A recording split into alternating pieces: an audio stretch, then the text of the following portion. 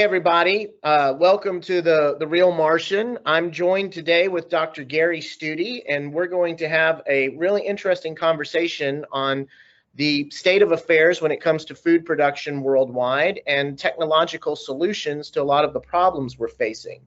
So what I thought I would start off with is read a little bit about Dr. Stutte's background. Dr. Gary Stutte has worked at the Kennedy Space Center and Dynamics Plants Research Group to determine the feasibility of using plants as bioregenerative life support systems for long-duration space missions. His academic background is just without par. He's considered one of the top in the field. He attended the University of Arkansas for 2 years in the horticultural food science program, finishing his BS degree in biology at the Oklahoma State University. Dr. Stutte has a master's degree in horticulture for the University of Georgia and a PhD in plant physiology from the University of California. And we are so honored to be joined by you, sir. Well, a pleasure to be here. Thank you. And also, we've been blasting it out. He's also come on board with Eden as our director of plant research. And we are so excited with getting him in tune with our academic partners at some of the different universities we're working with. So, what I wanted to start with, there was a quote I was reading from this really great book called The Fate of Food, and I thought that it was very prescient. According to Jerry Hatfield, the director of the U.S. Department of Agriculture's National Laboratory for Agriculture and Environment, the single biggest threat of climate change is the collapse of food systems. And, I would add to that governments. when we talk about the effect on the supply chain that we're experiencing right now, which is directly come about from the reaction to COVID with the lockdowns, the problems that Eden was founded for, that we were looking to the future. We knew that climate change, we knew that disruptions in the supply chain were going to continue to be major issues. And a lot of that was based on our own research, even coming out of NASA papers that talked about as a system becomes more complex, it actually becomes more prone to disruption. So the resiliency of the worldwide supply chain, as we are all living through right now, is continuing to be stressed, and those stress cause cascading failures throughout the system. So, Doctor, from your estimation, kind of what I just laid out, that's our view, so far inside of Eden, and I know that you resonate with that, but in your own words, how do you see these challenges affecting us in the short and midterm? Well, I mean, there's a lot to unwind out of that, and it's and the statement by Dr. Hatfield is very, very present, that as the climate changes, with the areas that can produce food, their productivity is going to shift. There are zones now that are very productive that will be decreasing because of drought and water. Let's look at parts of California now. There will be other areas of the world which now are going to have longer growing seasons. You start looking to the Northeast and Northern Europe, spring is coming later. So there are changes in what will grow, where, and that ability to, meet the demands within that food chain are going to be stressed on several levels. One is biological, from things like tree fruits that require pollination,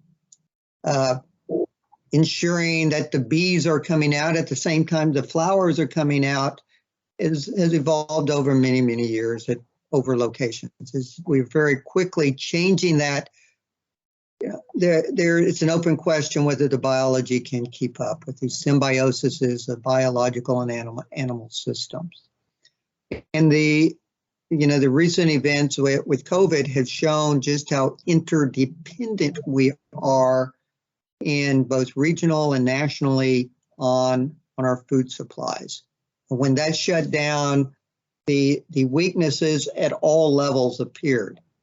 Where I'm located here in Florida, I've put together a nice little try slide that is showing like the craziness. The store shelves are empty because potatoes were not coming in, onions weren't coming in, lots of produce wasn't coming in, so they simply were not available to buy. Yet at the same time, there were lines longer at food banks getting supplies that were not able to be delivered that I've experienced in my lifetime. And simultaneously, less than 30 miles from the food lines, there were giant piles of rotting vegetables that were not able to get to the customers. So that interdependencies are, showed the weaknesses. And it also, I think, demonstrated some of the resiliency that within 6 to 8 weeks, supply chains had opened up under a different set of rules. And many of those rules were more local, more regional, supplier, direct to customer, CSAs. So there's a change, and it's going to be challenging to me. Doctor, there's data that I've been seeing that, world food production has been falling, every year significantly for the last 4 years. Now, I know that here in the United States, we produce so much of the world food supply. Where do you really see the rubber meeting the road in the American experience, the US experience versus the rest of the world? What I'm seeing right now in China is they're panic buying. They're doing everything they can right now to buy up as much food from across the planet because they literally are at the point of having social disorder because they can't feed their people. How close are we, do you think, to that kind of scenario in the United States, when we look at these falling food production? And I understand that you don't have all the data in front of you, but your kind of gut feeling on, where this is going for the United States and possible impacts in the rest of the world. That's a really good question, Bart. And I don't have a good answer for it. Well, what I am, very much aware of is that the very high productivity of agriculture that we have here in North America in general, and I'd say Northern Europe and to a large extent, much of that doesn't go to food. It is going to fuel. A significant portion, well over half the corn being produced in the U.S. is going to fuel. It's going to feed, which is certainly a different, form of conversion for food. It's being exported for fuel.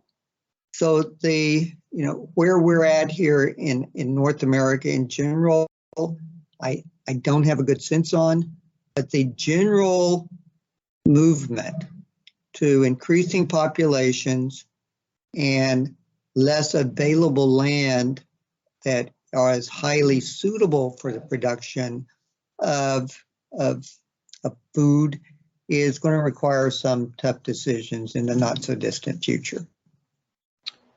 So let's talk about that, the decisions, because it really does seem like we're going to have to redeploy a lot of our resources if we want to, be able to make it through these times. And, one of the biggest debates, well, I'm not even going to say it's a debate, the movement, it seems to be inside of most of the agricultural sphere, is to move towards greater consolidation, greater vertical integration, building, the solution is, okay, we're just going to build giant mega farms right at the point of distribution.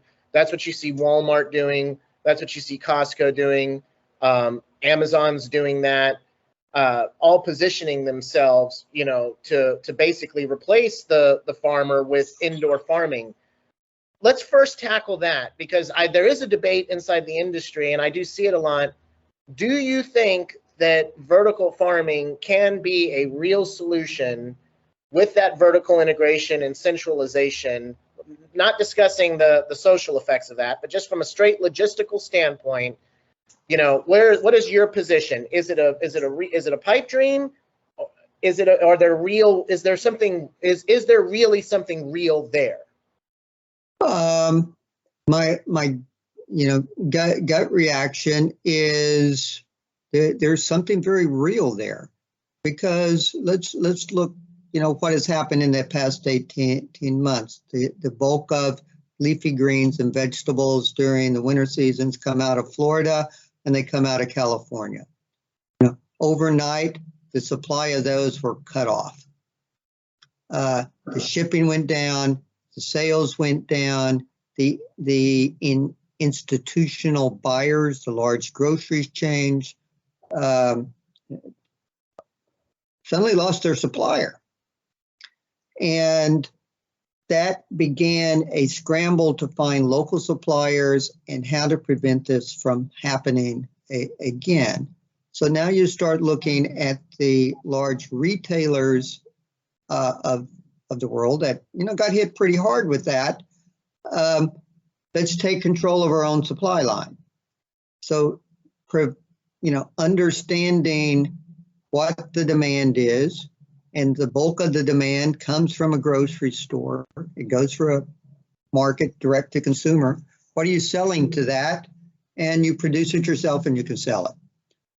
That takes out a middleman. It gives you greater control. And the regional and international disruptions that we've seen that can occur are minimized. So I think there's something very real to that. Now, is that going to completely solve the problem? No. It is, a specialized solution to a specialized problem. And there are, individuals, and very much like, the grow towers that you're putting together, that are, bringing that to the individual or to a group of families to produce their own food, has that same feel to me as what these larger institutions are doing. You're getting supply control of your own supply chain. Well, and that brings me to the next point, which is, and I think you heard me speak on this at the Space Ag Conference, which, shout out to them for hosting us. I should have led with that. It was so nice to be there, and that was a really great event. And it was how we met, Right. So it was definitely positive. But, from a cultural standpoint, what I've faceted on is the danger of over-centralization. That, from a security standpoint, you're putting yourself back into the same problem from a different direction in the supply chain. That if you over-centralize, you're still setting yourself up for disruption, because that central node point has to be disrupted and the whole thing begins to fall apart. So for me, the message that I think you heard me speaking on this at the conference is do we want to live in a future where Amazon and Walmart, Jeff Bezos and Bill Gates control the food supply completely? Is that, an equitable future, a just future, or a safe future? And in my analysis, no. My answer has been, and Eden was founded with the idea that we need to create decentralized networks, smaller networks of communities being networked together within their own community so that they can supply for themselves. And I think the question in that is once you get away from the huge distribution centers, which are the mega cities, okay, I think it makes sense to create little nodes that replicate that outside of that, and then that creates like a blanket across the country that can react to disruptions, to where instead of having just LA, Houston, New York, Miami, Chicago, these mega cities with mega farms in them, those can still exist, but we build spokes on the wheel going out from them, where you have smaller networks that are maximizing production for what's good in those individual communities, and then tying everything together. And to me, that's the kind of solutions that we can implement to lead towards a future that does have a more resilient food system, but also a food system that is more equitable, bringing profits back into the communities instead of exporting all of the profits out into the mega cities. What are your thoughts on any of that? Well, once again, there's a lot to unpack there. Well, back when I was a much younger person, I used to shop at Walmart number 2 when they had 3 of them, and it has become the retail giant that it is because it has met a need. Amazon, back when I used to buy books on it, it has become the retail giant because it has met a need. And those particular needs have been centralized because they are enabling a greater control by presumably that organization. But you get prices, you get convenience, you get delivery. Social, questions of equity and, where the money is going aside, people vote with their feet and they vote with their dollars, and they voted, we like Walmart, we like Amazon. Now, the earlier question of putting together like indoor vertical farms, and I'm not talking like the full food system for, growing wheat or, flour or rice, or calories, but the fruits and vegetables that provide the phytonutrients that make all of that food worth eating, in my opinion, and keep us healthy, can now become more distributed as the technologies that we developed a lot of it. And you see some of it behind you, especially the LEDs and intensive indoor agriculture have enabled and made possible. So, where the vertical, farms go, the large structures that are supplying the industry are currently a very, very small fraction of the total demand. It's, I think, less than 2%. So if it went away, nothing would really change. Ultimately, what we need to do, in my opinion, is continue that movement, like you said, out of the cities, but certainly in the cities, because that's where people live, and distribute that out, not as a solution for urban farming, but become part of the agricultural ecosystem. And that agricultural ecosystem consists of small individual farmers. There are family farms, there are hobby farmers, there are cooperatives, there are large industrial farms. Each of those supply a different component of that ecosystem. And there's going to be a need for, I think, all of it. From a personal view, I like having control over what I eat and where it comes from, so that kind of that localization and individualization is what I aim to look at, and why I think these towers have such potential. But they're not going to be the full solution for communities or individuals who lack the time or the resources. They become part of the solution to a broader question that has no easy answers. I hear you.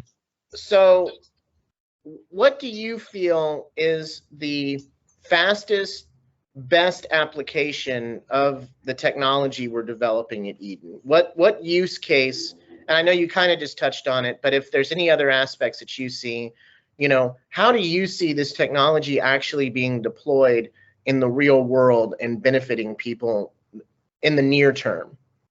I think in the near term, there are 3 applications. One is an individual. So the individual, are growing, the vegetables that to support and supplement the diet for their family. The second are, communities or organizations, which have a tower or multiple towers that are providing, one, knowledge and training on how to use them to a broader population, and second, producing those, fruits and vegetables to supplement a diet in an organization. I'm thinking a hospital, a community center, church groups, community, gardens. There's schools. There's any number of communities that would benefit. In either community, I'm thinking, individuals of like interest that can benefit from it. At another level are communities of like municipalities, which are using this as a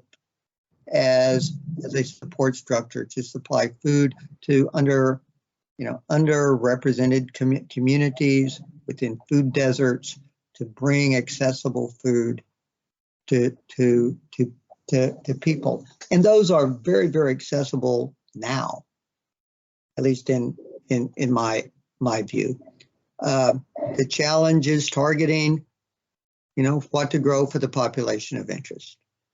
Yeah, no, and it's been one of the things that we've done a lot of analysis on, and it totally is. Every market's different, and every market you have to do an analysis of like what are the premiums that are coming into that market, and that's where you get the greatest value, because you just, instead of bringing it in from out of market, now you have the capability of growing in market.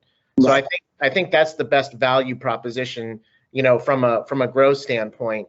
And I totally agree with you. I've from the beginning, I've always thought that it's schools, community service centers, retirement homes, religious institutions. It's anytime you get a network of dozens or hundreds of people together, they can pull. And that's what all of the research that I'm reading really shows too, is that it's not the individual farmer. It's when you start to get groups together, because they can share resources and they can maximize resources. Because, one farmer can have, or 5 farmers can share 1 tractor, basically, right. As an analogy. It's like each farmer doesn't need a tractor. So wiring these communities together really seems to be the key to maximizing that and making it really not just versatile, but able to really plug into the distribution chain and have real value, to where those farmers, aren't spinning their wheels on resources all of the time, trying to keep up with each other and the big guys. Right, and there are multiple markets and value systems that go into an investment in a food production system. So on one, if I am an individual farmer or a family farmer or an industrial farmer, my primary goal is that at some point I've got to make more money than I'm spending. I have got to have a profit, or it's not sustainable, no matter how noble my goals are. Because if you cannot sustain the inputs and outputs, then it's an endeavor that's not going to succeed. Now, there are other models, such many of the communities. You're not trying to get on par with selling the food that you're getting of what you might buy at the local market, but you're looking at reliability, freshness, community building, some sustainability within a variety of diet, providing year-round food for things, special, culturally specific ingredients that aren't readily available, that justify that investment in the time and energy, that aren't necessarily direct profit centers. And there's many examples of where that will work, and much like you talked about, and it's very much analogous to the development of community gardens, where there's an infrastructure that's put into place, and then over time people use or share bits and pieces within that. Is that in place to maximize profits? No. Is it in place to maximize community building? Yes. Is it maximizing awareness and connection to where the food comes? Yes. Does it have value to the community? Yes. Can they be supplemented direct into that community and at-risk populations? Yes. So the technologies and the price points depend upon where that balance is. Well, And but isn't it also it's insurance? It's insurance, you know, in the face of disruption. I mean, Yep. I think that's some of the greatest value in parlance with everything else you said, which I totally Yep. agree with. But I think that we can't count out the psychological impacts of the disruptions we faced in the last 10 years. And again, you know, I try not to ever inject hyperbole, you know, and so please pull me back, you know, and that's why I like to have conversations with scientists of your stature, is because, you know, my analysis is that as we move forward in time, we can expect more disruption, whether from political, economic, or, you know, climate effects on this system. You know, I feel like we reached a peak point of the world being wired together, you know, and we've experienced that for most of our life. Your life has been the progression of that since World War II. I was born in the 70s. I've just seen that progression continue, where the world got wired together. We could have everything we wanted. It came from every, you know, I can remember being a kid and going to the grocery store and there still being seasonal fruit. You know, there were times of years when I was a child that you couldn't buy strawberries. You couldn't get, you know, certain things because they weren't in season. You know, now in the last 20 years, we've lived in a world where everything was in season all the time. You could go and get anything you wanted. So on one hand, I feel like we've kind of become blinded or a little bit inculcated into that feeling that everything's available all the time. And now we're experiencing these disruptions. You know, I see these disruptions increasing over time. So that leads to more awareness within the public of wanting to have this kind of insurance. So, you know, where I want to go with all of that then is, I read this report and it's resurfaced, and I'd read it as a young man, and it's come out again in the last couple of years, talking about this study that MIT did for the Club of Rome in the 70s. I'm sure you're very familiar with it, where it talked about, you know, essentially, and it's funny, it's influenced me so much, is that, you know, the world delivery system and food production system is essentially like a car that has been over optimized for 11,000 years, and it's just driving in a straight line, but the road, which is our resources, starts to fall off. But because of the impetus for profitability, which I'm 100% a capitalist, but it's just built into the system, that the system's just going to drive right off the road. It's never going to, it can't self-correct the nature of how it uses the resources. And I think that's pretty much what the thesis of that report was that barring the ability for us to make radical change, this over-optimized system was just going to drive off a cliff or drive into a wall. And so, you know, that's a very big statement of what I'm saying, you know, and it can be easily turned into hyperbole. So, you know, doctor, pull me back in. Tell me what is the reality of that versus the reality of where we're living and where we're at in the timeline.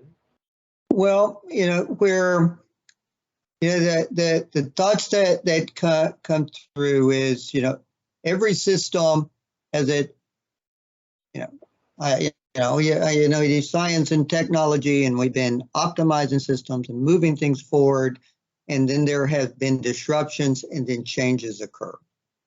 And I think that what we're looking at is that reaction to the supply chain issues and the cost and profit and reduced resources with the development of the indoor agriculture industry. It's a very new industry. You know, the most established players have been around less than a decade.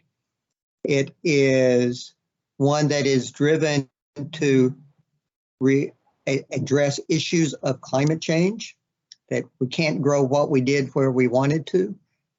It addresses the issues of distribution. Let's grow what we need where we need it, when we need it. It is addressing, you know, issues of of limited water becoming available, limited land becoming available, and that was not possible without the development of enabling technology. So much of that's, LED work, and I was fortunate enough to be involved with much of that. That said, the insurance policies that is one that I think is very, very real. I think that is the driving force from these large change, putting up their own facilities. They're going to ensure that they can continue to make that.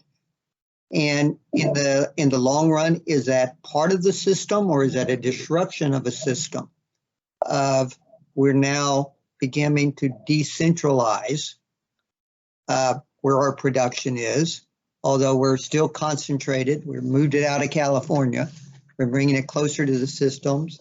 Do we have technologies that are appropriate for now communities? We're looking at for the home. So as an individual, you have that choice of the level of self-sufficiency that you can achieve within your interest, your level, and budget. Your community makes those same decisions. The same region makes the decisions. And it is, worldwide, we're seeing an entrenchment back more into communities, more into nationalism, turning inward as opposed to outward.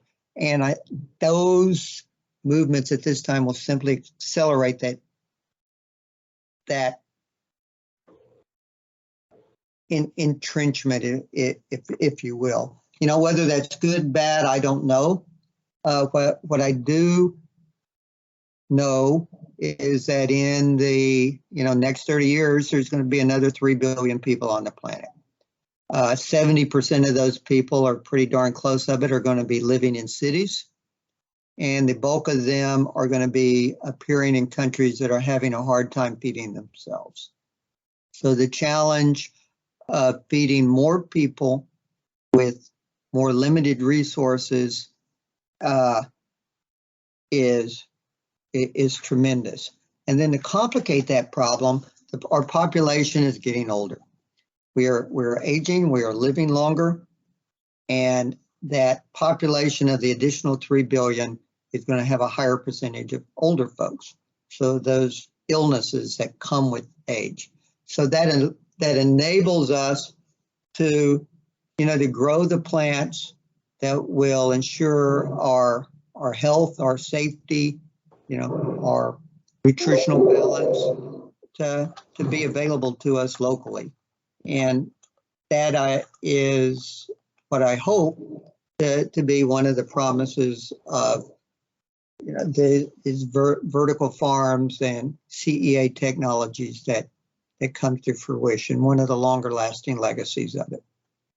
No, what you're hitting on is exactly, what I've said as well is, an organism will not change till the pain of change becomes less than the pain of staying the same. Yeah. And so, that's, people are always approaching this from a catastrophist standpoint. And that's not, they thought when Malthus was saying that everyone was going to starve 200 years ago. Technology's there, the technology that will spur the change is there. And that's what's going to drive the change. And that is what this whole period is going to lead from. So Dr. Stutte, I see we're coming up on our time. Thank you. Yeah. I can't, if there's any, last closing things you'd like to say, I would love to hear them, but we can't thank you enough again for joining us and for helping us on this mission of creating food sustainability, because that really is the mission of Eden. And I think that the one thing that I'd close with is that what I have been trying to do for a very, very long time is figuring out how we're going to have a sustainable presence as we actually leave this planet. And if we're living on Moon and Mars, where you have to use all of your resources, your supply lines are limited, your space, your power, and your volume are limited. Those on a much larger global scale are the challenges that we are having to face. So taking that ability to be creative and get new solutions by looking at things differently are going to be what brings us closer to achieving, a healthy population in the next 25, 30 years, because we are setting the table now. They are coming to dinner whether we like it or not.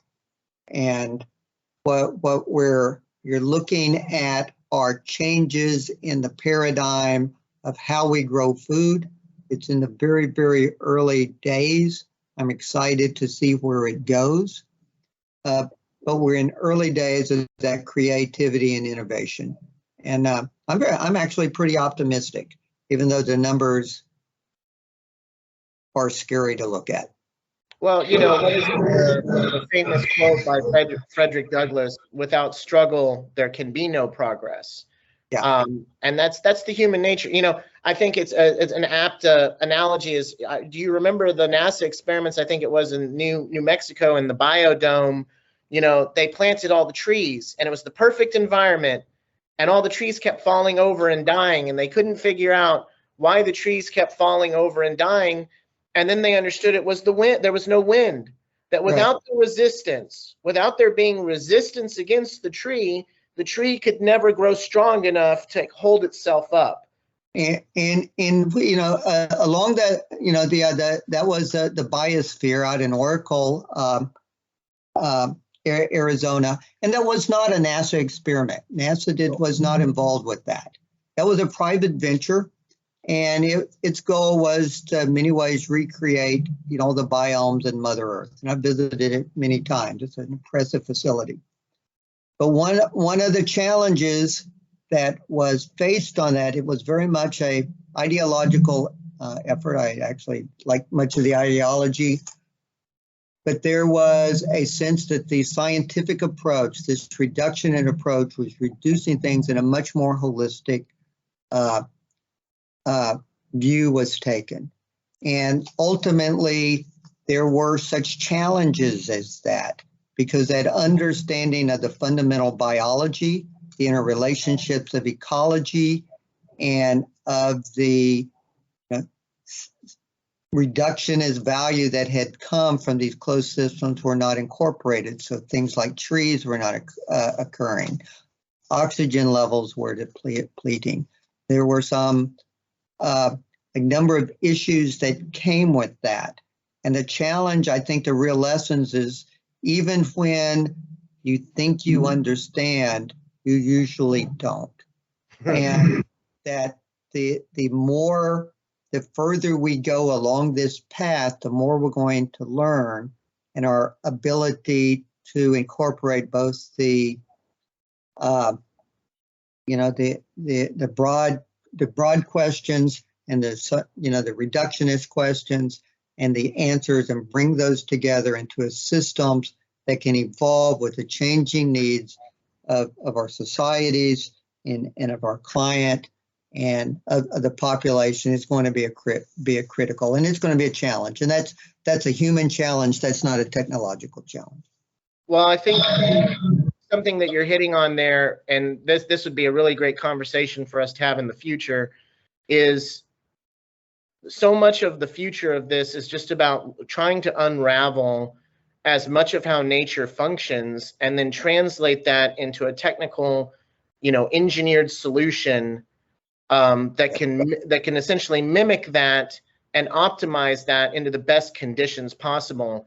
And I'll tell you, I'm a layman, but I have been studying this now for about 8 years, and that's the secret. Is the further we can drill down into the natural processes and understand how they're working together, and it's an almost infinite. Because I know that you would probably. It's like the deeper you get into it, the more you see this elegant symphony of how life interacts with itself, and that it never ends. Every layer you peel back, you find another layer beneath it, and it's always complex and simple at the very same time.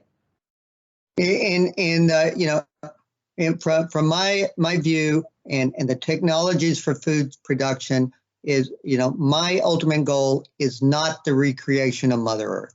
Well, my goal is to find out that potential that's in the genetics of that plant and give it the greatest potential to fully express it in a way that is going to serve, myself and my family and my community. How I can get that to produce food, which is, that is my deep understanding. The more I learn about how it works, the more I can develop it. Very much, like an elite athlete. We all have potential, but dedicated effort and understanding creates, brilliant performances, and that's what we're trying to do with biology and plant biology. So with that, we can probably close up. We could probably talk, for another hour on this. No, I definitely could. So again, Dr. Gary Stutte, thank you so much. Thank you for talking with us. Thank you for working with Eden on our mission to feed the future. And I look forward to many more conversations when you have the time, sir. Okay. Thank you very much. Thank you, Have a good sir. one. Talk to you Okay. soon. Bye.